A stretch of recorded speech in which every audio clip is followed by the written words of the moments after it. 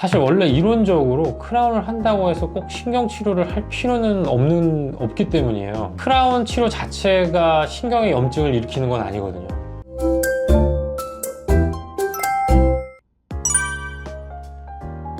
첫 번째 이유는 일단 신경치료가 100% 완벽한 치료는 아니기 때문이에요. 물론 이제 저 같은 신경치료 전문의들은 신경치료의 성공률을 한 90%에서 한 95%까지 높게 보기는 하는데, 그래도 한 5%, 10% 정도는 실패 가능성이 있는 거거든요. 신경치료가 실패한 이후에는 저희가 신경치료보다 2배는 더 힘든 재신경치료라는 걸 받아야 되고, 재신경치료를 하기 위해서는 또 신경치료 했던 크라운을 또 다 떼내고 제거하고 그런 여러 가지 복잡한 과정들이 발생을 하기 때문에 웬만해서는 신경치료 없이 크라운 치료를 마무리할 수 있으면 그게 가장 좋다고 보고요. 이제 대부분 크라운을 하는 경우는 이제 충치가 굉장히 깊거나 아니면은 뭐 넓거나 광범위하거나 아니면 치아에 금이가 있거나 또는 치아가 이제 외상이나 뭐 음식을 잘못 씹어서 크게 깨지거나 이랬을 때 그냥 가볍게 떼우거나 해서는 이제 치아를 보호할 수 없고, 또는 이제 떼우는 치료로는 그런 강한 교합력을 버틸 수 없을 때 저희가 이제 크라운 치료를 하게 되거든요. 치아는 이제 3개의 층으로 이루어져 있어요. 여기서 우리가 이제 감각을 느끼는 부위는 어디서부터냐 하면 상아질이라는 부분부터예요. 이 상아질이라는 부분에는 이제 상아세관이라고 해서 치아의 외부와 교통하는 아주 미세한 가느다란 관들로 이루어져 있거든요.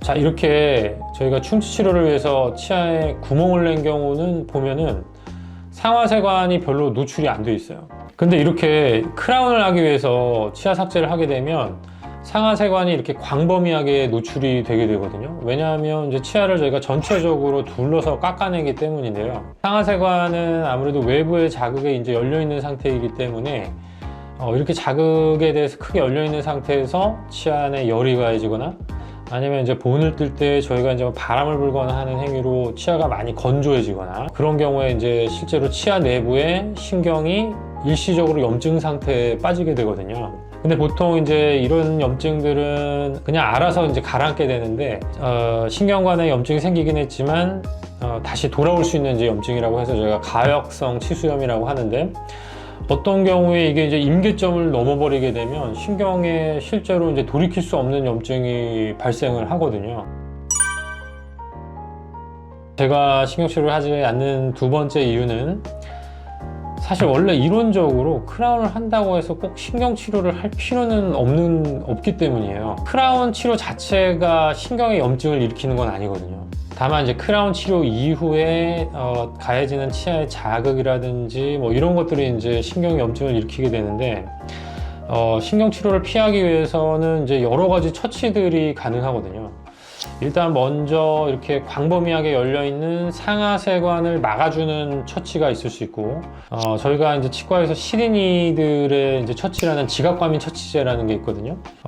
크라운 치료를 하고 나면 치아가 이제 굉장히 그 상아질이 굉장히 크게 노출되어 있는데, 그런 부분에다가 저희가 지각과민 처치를 해서 상아세관을 막아준다든가, 그리고 또는 이제 뭐 본을 뜨거나 아니면은 임시치아를 만들 때도 가끔 열이 나기도 하거든요. 그럴 때 이제 치아가 과도하게 건조되거나 아니면은 임시 치아를 제작하는 과정에서 이제 열이 발생하지 않도록 조심하는 게 이제 신경치료를 피할 수 있는 방법이죠. 이렇게 처치를 했을 때는 특별히 다른 원인이 남아있지 않는 한은 제 경험상으로는 크라운한 치아를 신경치료하기 위해서 다시 재치료를 하는 경우는 굉장히 드문 것 같아요. 그게 이제 이론적으로는 크라운을 할 때 꼭 신경치료를 할 필요는 없거든요. 그런데도 불구하고 치과에서 일반적으로 이제 크라운 치료를 하다 보면 신경치료를 많이 하게 되는데, 이 신경치료를 많이 하는 가장 큰 이유 중에 하나는 제 생각에는 환자분과의 이제 관계 문제가 큰 것 같아요. 이게 무슨 말이냐면, 예를 들어서 이제 신경치료를 하지 않고 저희가 크라운을 씌웠는데, 나중에 크라운을 씌운 뒤에 문제가 돼서 신경치료를 하게 되면 환자분들은 이제 보통 안 아프던 치아가 이제 아파지거나 이러니까 치료가 잘못된 게 아닌가, 크라운이 뭔가 문제가 생긴 게 아닐까, 이렇게 불신을 하시게 되거나 또는 이제 또 크라운을 또 새로 해야 되고 또 추가 비용이 들어가고 이러다 보면 치료 비용이 문제가 돼서 분쟁이 생기거나 이런 부분들이 있을 수 있거든요. 그래서 이제 이런 부분들을 사전에 예방하기 위해서 크라운 전에 미리 신경 치료를 하고 크라운을 하는 그런 경우들이 이제 많이 발생을 하죠.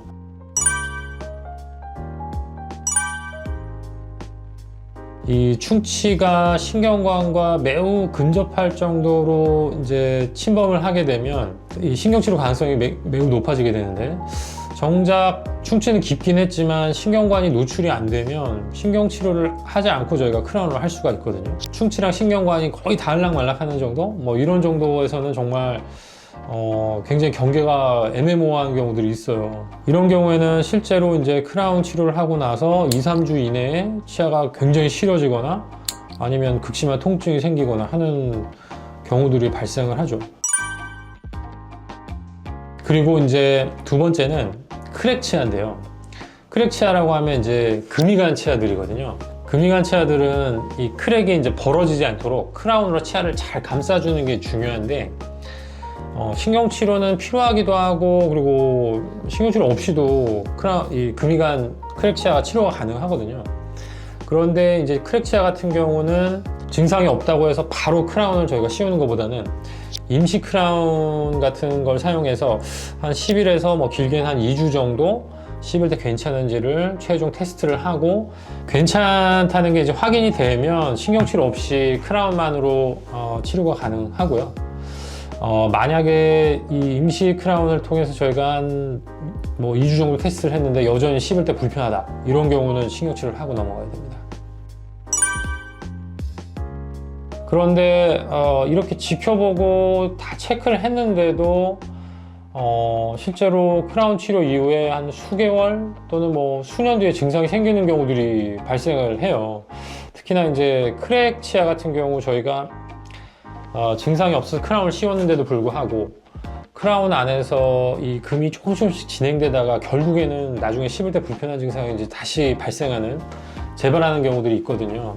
이런 경우는 이제 먼저 사전에 이런 일이 생길 수 있다는 사실을 환자분과 충분히 이제 공유를 해야 되고요. 문제가 발생해서 크라운을 재치료하는 경우가 발생할 경우에는 이제 비용 부분에 있어서 합당한 조치가 저는 필요하다고 생각하고요.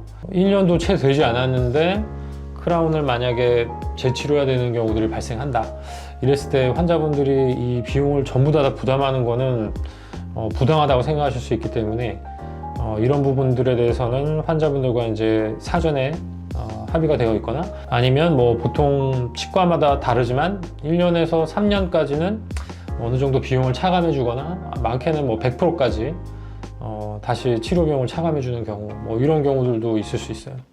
저희가 신경치료 없이 만약에 크라운 치료를 진행하려고 한다면 크라운 치료에 의한 자극이 치아에 쌓이지 않도록 여러 가지 지각과민 처치라든지 이런 것들이 필요할 거고, 또는 이제 혹시나 발생할 수 있는 크라운 치료 이후에 재치료 가능성에 대해서 환자분께 항상 고지를 해드리고, 그리고 실제로 크라운을 다시 치료해야 되는 경우가 발생했을 때는 어떤 비용 문제라든가 이런 부분들에 있어서 환자분들이 납득할 수 있을 만한 프로그램이 필요하다고 생각합니다.